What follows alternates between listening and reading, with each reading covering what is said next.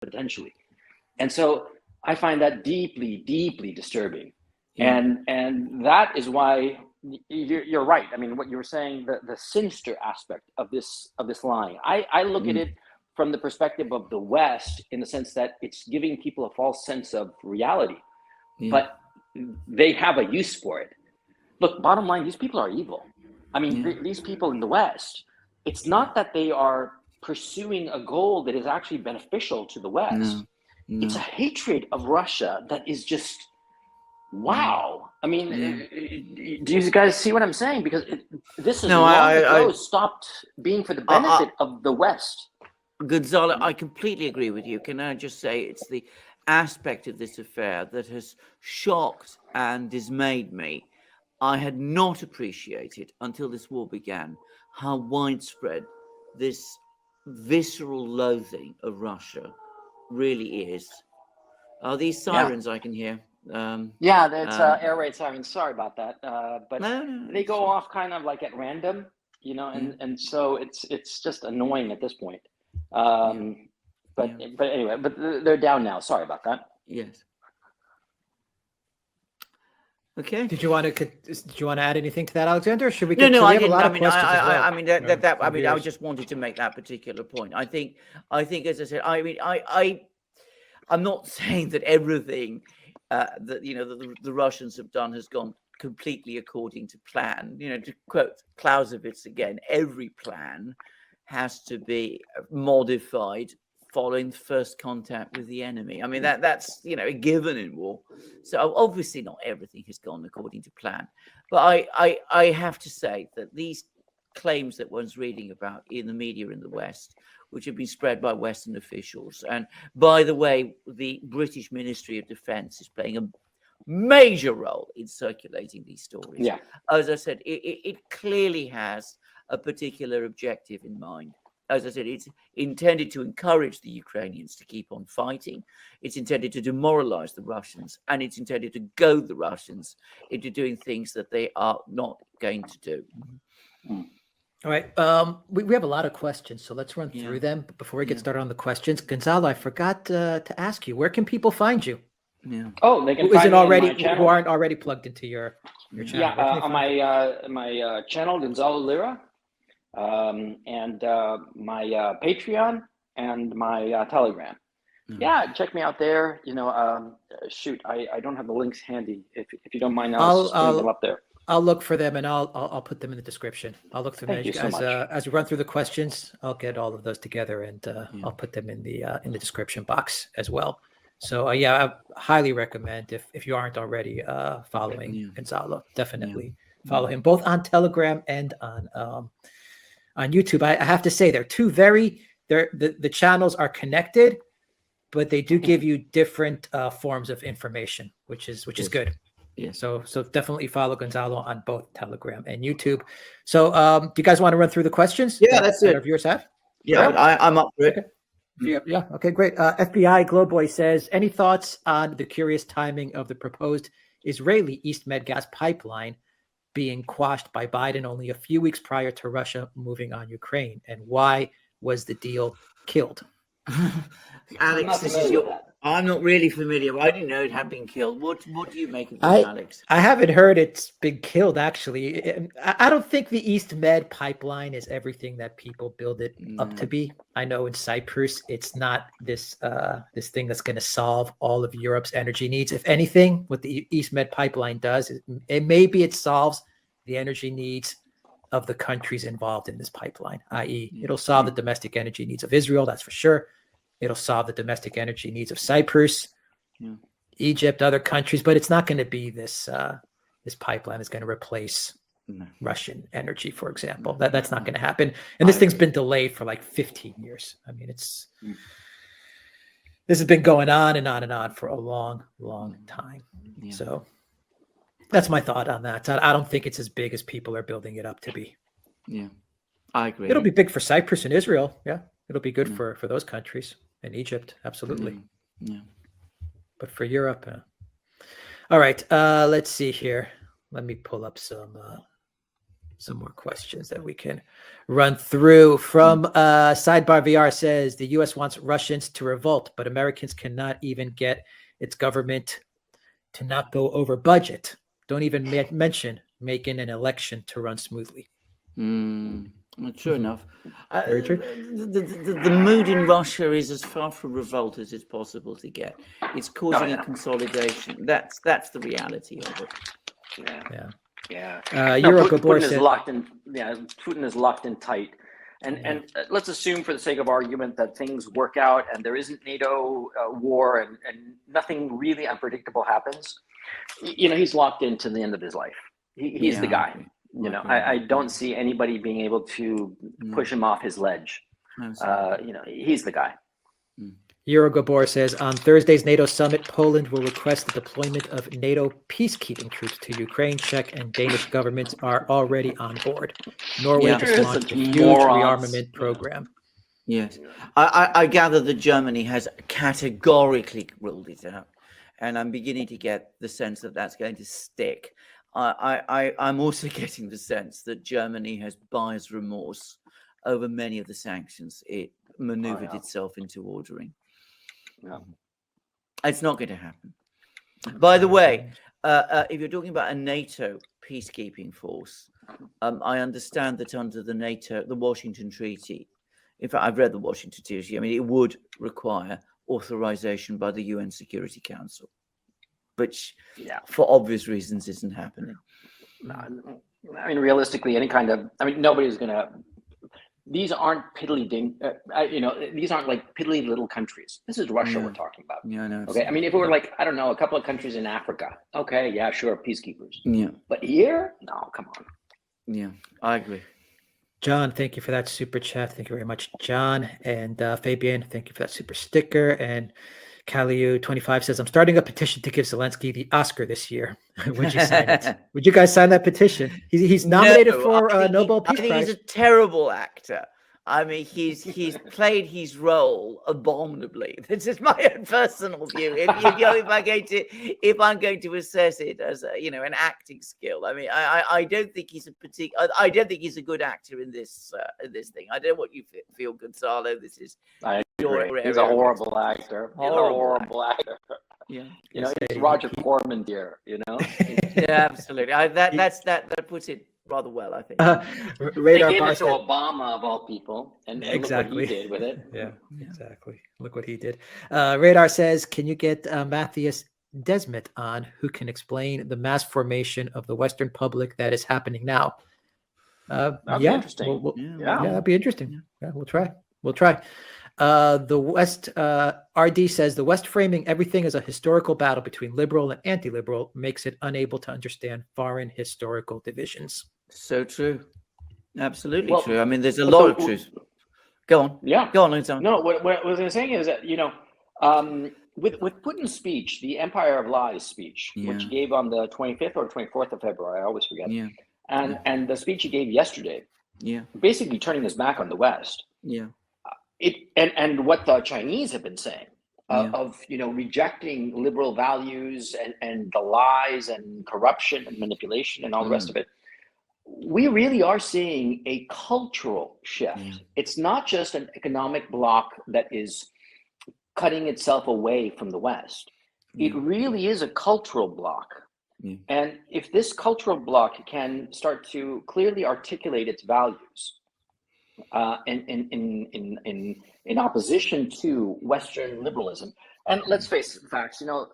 Yesterday there was this swim meet in the United States for the swimming championship of a women's swimming championship, and this transsexual person, Leah Thomas or Thompson or something like that, an individual born a man. And clearly a man that he's like 6'3" or 6'4". I mean, he towers over the competition. He beat the second fastest female swimmer by 5 seconds. And they're saying, woman is a woman. And you're like, what are you talking about? What insanity is this? And I think that a lot of people in the rest of the world who are paying attention to such things look at this and say, this is insanity. And a lot of people, sensible people, in the West, let alone in China and Russia, look at this in horror and say, we want no part of it. Well, indeed. I certainly look at it in horror, and I find it disgusting because it's just again, denial of reality. And I think that the cultural framework that the China-Russia alliance is creating in opposition to Western liberal values is extremely powerful. It could potentially be extremely attractive, not just to the people in China and Russia, but also to people in the West. And you might be surprised of how many people, if we come to an era of relative peace and things calm down, and there is a clear coalescing of cultural visions, you'd be surprised how many people in the West will decide to leave the West and go to Russia, China, and establish themselves in this new cultural norm, which they feel is more humane, more normal, if you will, more sane. You see what I'm saying? Because the West really is going insane on a cultural level. That's what that's how I see it. I don't know how you gentlemen see it. I'm going to say, I agree with you, but I'm going to add something else, Gonzalo. I mean, this is what we're going through over the last couple of weeks. It means that, attention has been focused in the West on, Ukraine, Russia, big economic things. But the culture war within the West, in reality, continues unabated. And in just a few months' time, we'll be back to that in the West too. Yeah, I agree. Jason says, thanks for all that you do on all your channels. The alternative perspective is valued. Thank you very much, Jason. And Fiat says, after watching Putin's latest speech on 3/17, I got the feeling they're using this event moment as a launching pad for a whole new beginning, or at least that's the message I received. Did you see that as well? Yes. Yes. I saw it too.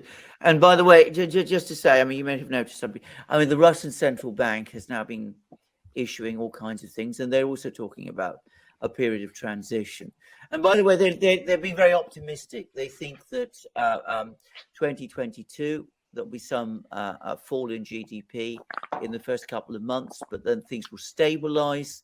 They also predict inflation will be back to 4% by 2024. So a very, very short period of transition, it would seem. But they seem to be thinking about a transition as well.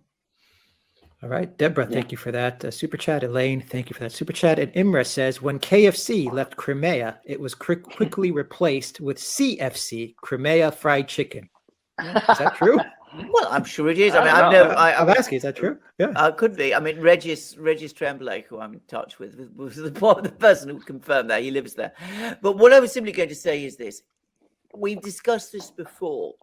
The kind of businesses that are going to be affected by the cutoff from the West, the kind of businesses in Russia that get supplies from the West. We're not talking any longer about the big high-tech industrial chains. I mean, the things like the Rostec Corporation and its various parts. I mean, they've been working for import substitution for a long time. Agriculture works, again, largely on Russian products, and that's why it works the way it does. If you're talking about consumer goods industries, that's the most flexible part of the economy. I know. I've worked in it. I mean, I've seen how quickly these sort of industries can adapt. Yeah. All right. Yeah, completely right. Let's see. FBI Globe Boy says, morning, gentlemen. I ask this genuinely, not as an anti-Semitic dog whistle. What, if any, is Israel's role in this? And thoughts on curious timing of canceling Israeli East Med gas pipeline to EU 1 month before Russia? We answered that. We did answer that. In Israel, interestingly, very quietly, is taking Russia's side. I mean, it's widely known. I think it's almost universally accepted that Bennett, the Israeli prime minister, advised Zelensky to accept Putin's demands. And we know that it's fact. And we know that it's fact. And the Israelis have said that, well, they'll enforce Western sanctions, US sanctions. They're not imposing any sanctions of their own.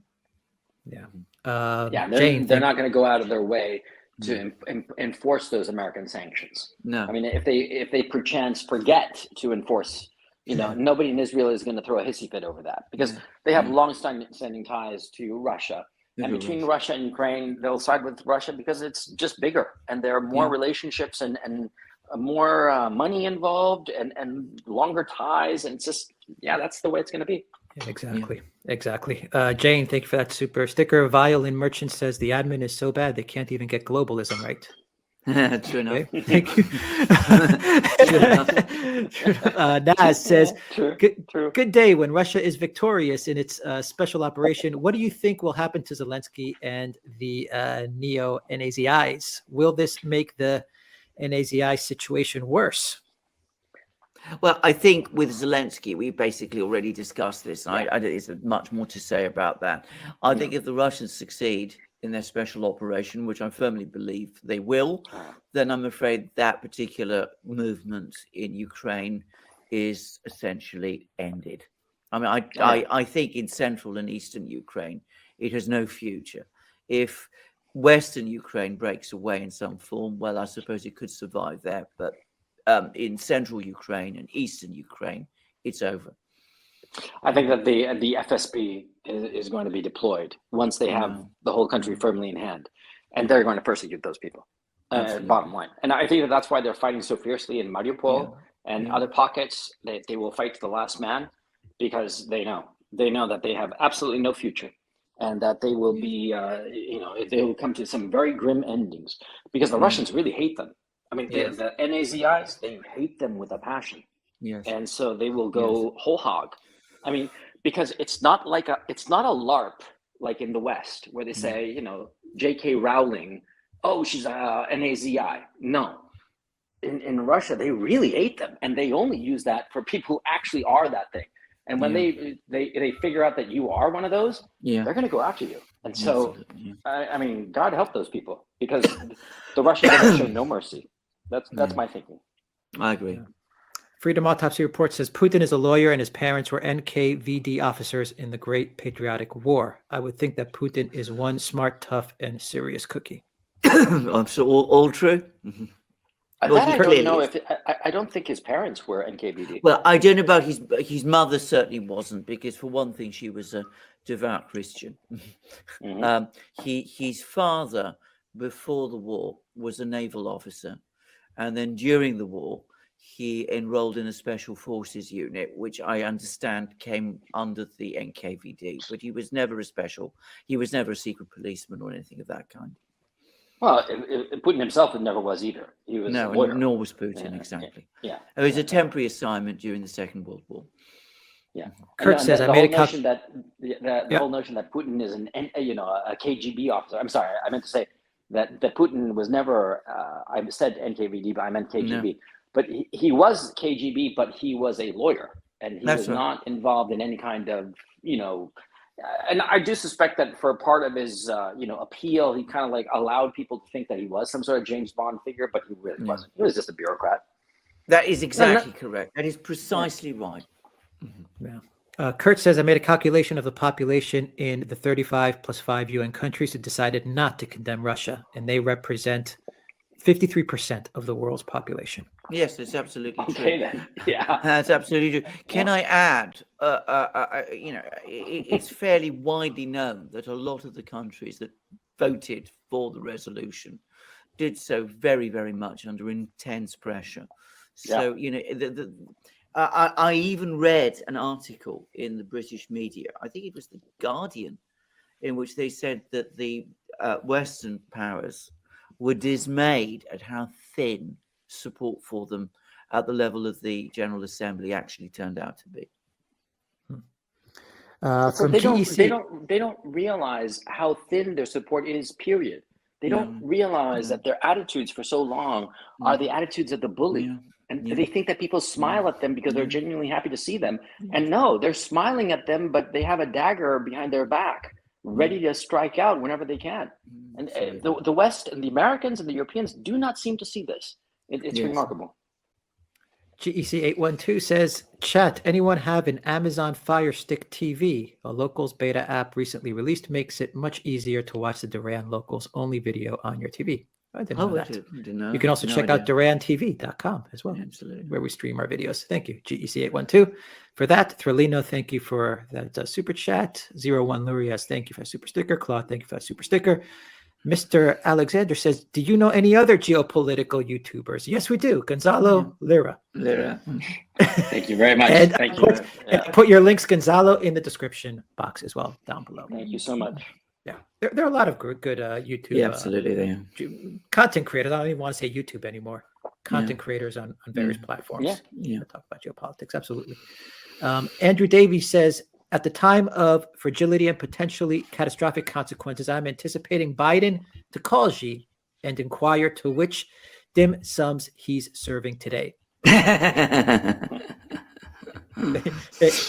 Thank you, Ray, for that super sticker. Thank you for the super chat. Freedom Autopsy Report says, sending weapons to Ukraine is a military-industrial complex grift. Yeah, it is. Absolutely. Of course it is. Yeah. Wolf Crew So it's says, an incredibly bad idea, particularly the kind of weapons that you're sending. Very bad idea. Wolf Crew says, if they leave Odessa too late, couldn't NATO strategically move in so they too have a base in the Black Sea? Interesting question. Never happened. Never happened. No, I don't think it's going to happen either, to be honest. I think again, the word I'm getting is that the Germans certainly wouldn't do it. I don't think the French would do it either, to be honest. What, of Odessa? Like NATO invading Odessa? That would be suicidal. The Russians would chop them up before they even got to the coast. Absolutely. I mean, bear something in mind that Erdogan has closed the straits. So that means that Western warships can't enter the Black Sea for the time being. I think that the person you'd have to send a ground force. Yeah, I think that the person who's going to have a reckoning after this is all over is Erdogan. I think that he has played his cards very poorly, and now the Chinese hate his guts over his participation in Kazakhstan, and I don't think that the Russians are really keen on him either. I think that, and the West doesn't trust him. I think that he has managed to play himself into a corner where he has no friends. I agree. Can I just say something else about Erdogan? I think it's now absolutely clear that there were far more Bayraktar drones supplied to Ukraine than anybody had ever admitted to. I mean, the number of them that has been shot down already well exceeds, I think by multiples, the number that had been admitted. Dead City says, does NATO already have a naval base in Romania? I don't know, actually. I don't think so. I think they've got some kind, not exactly a base, but I think they've got a facility there so that ships that enter the Black Sea can, refuel and, do R&R and all the things that, they have to do in Constanza. But I don't think it's a proper, fully functioning base. Alexander, I refuse any Guardian stories. They are all plants, propaganda. The news is total BS. The Guardian travel and lifestyle still charms me. You are absolutely right. The only reason I ever read these articles in the Guardian, and it's a depressing thing to do, by the way, is simply because it does give you an insight into what the people who are planting these stories are up to. I mean, I already explained what Kremlinology. Exactly. Kremlinology. Yeah. All right. Real Lot No Sense says no naval base in Romania. They have a land base near Constanza. And Genety says no naval base in Romania as well. And very difficult to operate a naval base, for NATO to operate a naval base in the Black Sea. Can I just say, if you look at the Montreux Convention, I mean, if there was a crisis and Turkey were to close the straits, it would have to close the straits to American ships. And any American ships in the Black Sea would then become trapped in a sea which the Russians totally dominate. So I don't think it makes much sense, actually. Carry on. Yeah, they can use Constanza and Mangalia ports. Yes. And Leafy Bug says, don't get complacent. Much of that support isn't worth a pinch of shit. Absolutely true. Very well said. And another... Gonzalo, stay active. How many sit-ups are you doing, Gonzalo? Question mark.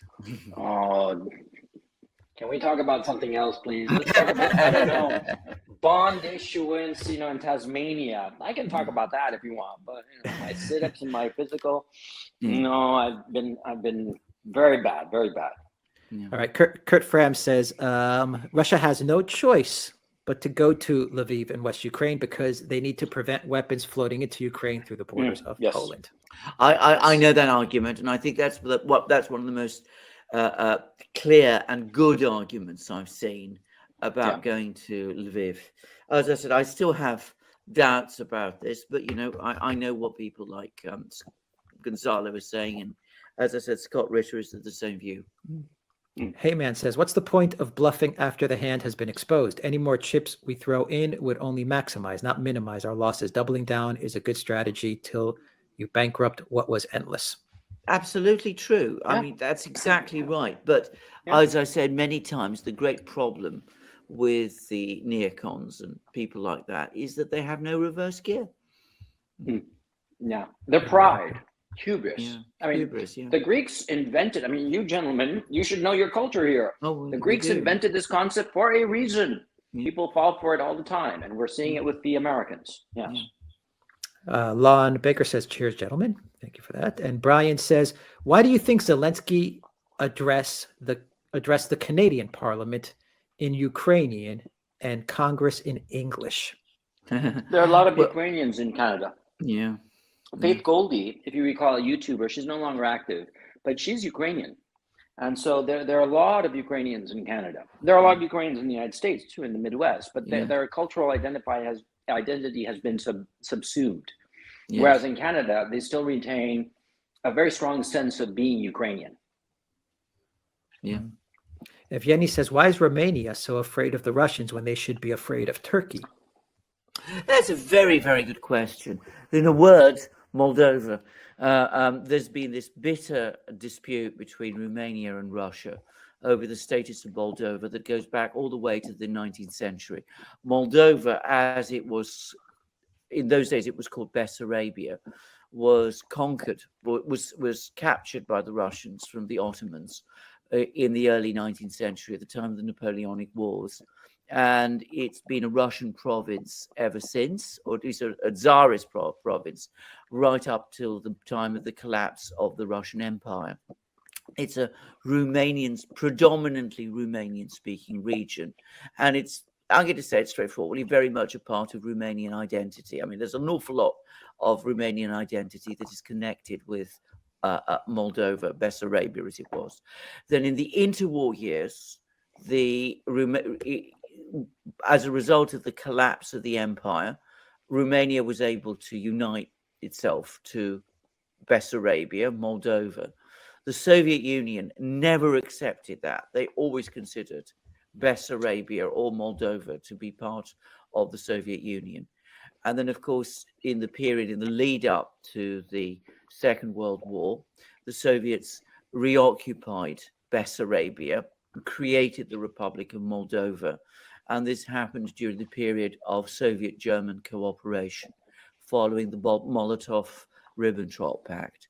And then after the end of the war, the Soviets took it back again. But this has always been a bitter issue in Romania, and it's always created problems between Romanians and Russians. And where does Turkey fit into that? Well, of course, all of these regions. Romania was part of the Ottoman Empire. Mm-hmm. The Romanians, the Ottomans extended all the way up there. And of course, it was the Ottomans also who ruled Bessarabia, Moldova, until they were driven out of it by the Russians during the Napoleonic Wars at the time of Alexander I. So it was the Turks at that time who ceded Bessarabia to Russia. Now, what relations are between Romania and Turkey today, I have absolutely no idea. I mean, I generally don't know, but it could very well be that, there are these ancestral fears in Romania of Turkey. I'm not able to say anymore. And it is a case, of course, that the Russians have never ruled. There was a Soviet era, but I mean, they never made it a part of their empire, certainly during the Tsarist times. And there have been times when Romania and Russia have been on relatively good terms, but there's always been this issue of Bessarabia, Moldova, has created tensions in the meantime. What the Turkish angle is, apart, as I said, that it was once the imperial power in Romania. I don't know. Interesting. Tim Adamson says Viktor Medvedchuk escaped house arrest and is now missing. He could have been a great pick for president, but I fear they've taken him out. I have not heard that news. I've not heard that news, and that's very, very worrying. Interesting. Worrying and or intriguing at the same time. We'll see. Interesting. Rita says, you guys are such a treasure. Thanks for having Gonzalo on as a guest again. Oh, thank you. Thank you very much for that kind compliment. And thank you, gentlemen, for having me on. Thank you. It's our honor and our pleasure, Gonzalo. Sure. Mr. Kaikong, thank you for that super sticker. Smug Buddha says, what about the CIA reserves that were supposed to launch the insurgency? Well, we've not seen very much of that. By the way, I'm going to say something, which is that if you look at these weapon systems that Biden authorized for Ukraine, they are really the kind of weapon systems, anti-tank missiles and manpads and kamikaze drones, which look better suited to an insurgency than to a conventional army. And it's been suggested to me that part of the purpose is to try to interfere with Russian communications. But anyway, that seems to be the sort of overall plan. I don't see much evidence of an insurgency at the moment, I have to say. I mean, I haven't seen any evidence at all. I don't know whether Gonzalo can enlighten us, but certainly there's been no great uprising against the Russians in any of the areas that they control. No, there hasn't, and especially because the Russians have, in general, and this is just from video evidence, but they seem to be very civil towards the civilian population. They're not abusing them, and also the Russians speak the same language. Yeah, and so it's it's very easy to have an insurgency against somebody who's clearly a foreign power. Yeah. But it's much harder to have an insurgency against somebody that you kind of like think, he's kind of like a cousin, Yeah. And he's not trying to hurt me. He's not trying to hurt my mother or my grandmother.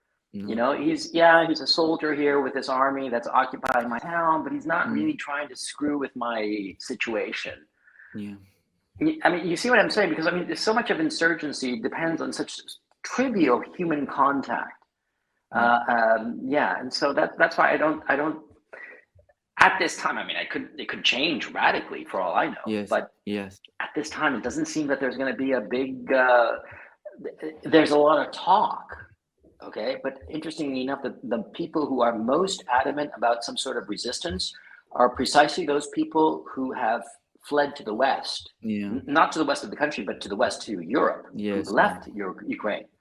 And so those are the ones who are most adamant about, resisting, but they're fleeing. And so you see what I'm saying? Yeah, absolutely. Yeah, I agree with that completely. Yeah. Miss Texas says, can Gonzalo please expand his thoughts on the cruise missile attacks on the foreign fighter building this past week?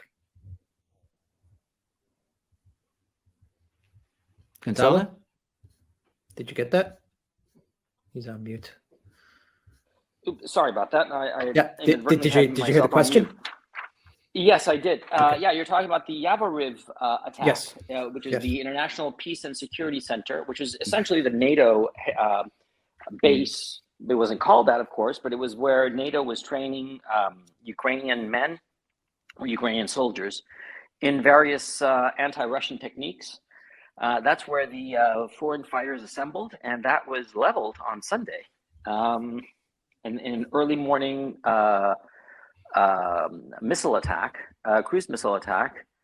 The word is that something like 30 cruise missiles were sent, and they were fired from Russia, from Russian territory, not Belarusian territory. And so that's like about 500 kilometers away or something like that. And they hit that center hard. That center was approximately 12 miles from the border with Poland, roughly 20 kilometers. And they hit it and they eviscerated it. And the word initially was that only 35 people had been killed, foreign fighters had been killed, but the word so far is that over 200. And a lot of people aren't sure who died. There's going to be confusion as to who actually died. And of course, a lot of people are going to try to keep that figure from coming out as to exactly who it died and how many. But it basically broke the spirit of any kind of foreign mercenaries. Yeah. Because the Russians said the Friday before this attack, they said any foreign fighter is a criminal and is fair game, and we're going to do our best not to capture them. No, we're going to kill them.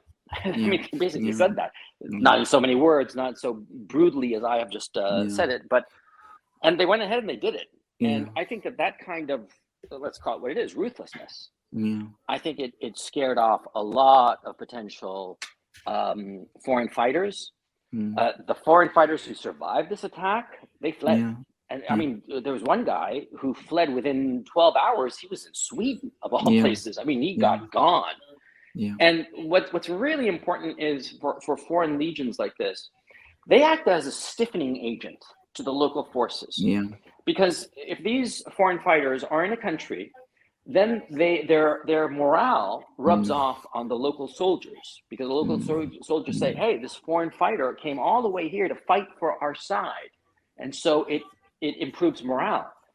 But ask Scott Ritter, ask any military guy, when the foreigners start running away, then you know that it's a lost cause. So I think that this was a blow to morale in the West, in the Western sector. The Western Ukrainian armed force must have taken a big psychological blow from this. Can I just add a few points to this? I mean, this is in addition to the points that Gonzalo was making. I mean, this caused enormous dismay in Britain. And as I understand it, I mean, as Gonzalo correctly says, hundreds of these fighters were killed, quite a few of them British. We don't know how many. We don't know exactly how many, but we do know that a lot of British people apparently were there. And some of them, at least, are ex-Special Forces people, British ex-Special Forces. Now, the point to understand about this is if you're talking about British ex-Special Forces, the overwhelming probability is that they're going there at the suggestion of the British authorities themselves.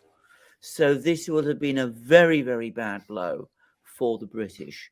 And if the British have been trying to get people, ex-Special Forces people from Britain, to participate in the fighting in Ukraine, and with all of these people, these networks, this story, with hundreds of people die, it gets communicated very rapidly.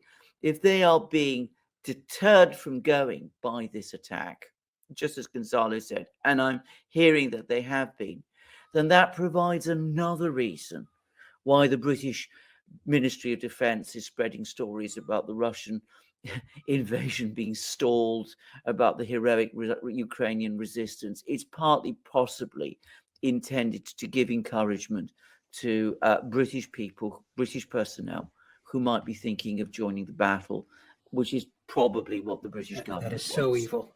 That is so evil. Yes, it is. Sending men to their deaths. It is so freaking evil. Yes. Well, if I may say, I agree with that, and I agree with that use of that particular word. I've been using it a lot in private when we've been discussing it with my wife. Evil exactly sums up an awful lot of what's been going on in this country. Yeah, it's evil. It's evil. Absolutely. To your own citizens, to encourage your own young men to go and fight and possibly die for a war which really does not concern them at all is evil. Using propaganda is evil. Yes. That is evil. Yeah, absolutely. Too Small says, divided for a long time must be united, a Chinese saying. Absolutely. It comes from the one of the greatest novels in world literature, The Romance of the Three Kingdoms. It starts at the beginning that the empire united must divide, and it ends, the very last sentence is, the empire divided must unite. Let's see. Ehong 101 says, what do you guys think would happen if Putin agreed to a ceasefire, but only if he talked to the actual president, President Trump? There is the narrative, which you also hear in mainstream media, specifically Fox News, which is if Trump was president, none of this would have happened because Trump would have scared off Putin. I don't buy that. I think Trump. It's not about Trump scaring off Putin. My own belief is that Trump would have listened to Putin and talked to Putin, and Trump didn't particularly like NATO or Zelensky for that matter. Yeah. That's Well, that's no, how I as a see good it. negotiator, Trump would have been able to figure out what's the key issue that will make Putin happy, and that the Ukrainians can give up on, and Yeah. that everybody can be happy, because Yeah. that's what he is. He's a great negotiator, Yeah. and he would have been able to find that particular pebble Yes. and solve this problem neatly. Yes. I think he would have insisted that NATO say no to Ukraine membership, Yes. despite the screeching of Zelensky or anybody else. Yes. And I think that would have that would have calmed everything down. If agree. he'd said no, the United States will not allow Ukraine to join NATO, period. It doesn't matter what anybody says, it's not going to happen. Then this whole thing wouldn't have happened, and Yeah. Putin would have said, well, okay, this is the best I can get, but at least I'm not really going to be worried. But here we are. Yeah. Raphael says the chief of staff is in direct communication with his Russian counterpart, just like he did under Trump. The Pentagon is not with Biden in this nonsense. I totally agree no. with that. Yeah. They are the great sheet anchor of sanity in this whole conflict. Yeah, but and it's that's why. a lot. Yeah. Well, the reason I'm so sorry to interrupt. Yeah, but I just have to say that I completely agree with you. You're absolutely right. I think that the Pentagon is the one that's preventing this from widening, but it's the reason why, because the Pentagon, they're too chicken. That's the bottom line. I don't even think that it's because they have a realistic assessment of Russian military strength. I think that they're just chicken. I mean, I would respect them more if they said, no, the Russians are too much for us to handle. You can just add up the stats. But I think that because the people running it, starting with Mark Milley and going right on down the line, they are career bureaucrats who recognize that they get ahead by not actually doing anything. Yeah. And so I think that their institutional inertia is what's playing in favor of not widening the situation. I mean, I'm glad it's not widening, but I do suspect that it doesn't have to do it. It's not because it's a rational, wise decision, but rather institutional cowardice. And I mean, it's good that we have the result that we have, irrespective of why. But I think it's important to recognize why this is happening. You see what I mean? Yeah. Yes. I just add one thing to this, which is that so far the Biden administration has been forced to listen to its military experts. They completely disregarded their economic experts. They didn't listen to what the Fed and the Treasury Department were telling them, which is why we're now in an upward spiral inflation-wise, and why we're in a downward spiral economic-wise. But so far, whatever the reasons, the line from the Pentagon has held. And I think Gonzalo's points are good ones. DeMarie says, heard about you all from a friend. Really appreciate the high level of analysis. Thank you for that, DeMarie. George, welcome to the Duran community. Too Small says Cuba, then Ukraine now. Very true, too small. And Violin Merchant says, do you guys think there's any real substance to this Kolomoisky angle, or is it coming from a general disdain for the wealth gap in Ukraine? Gonzalo? I'm not sure I understand the question. I mean, could you repeat it or expand on it? I think go ahead, Alexander. Yeah. I think what he's referring to is the business about Zelensky's connection to Kolomoisky. I mean, exactly. I think that was what this is. Was asking whether this is real, whether there really was this connection between Kolomoisky and Zelensky. Oh, indisputably. I mean, completely not in dispute at all. Zelensky was at Kolomoisky's last birthday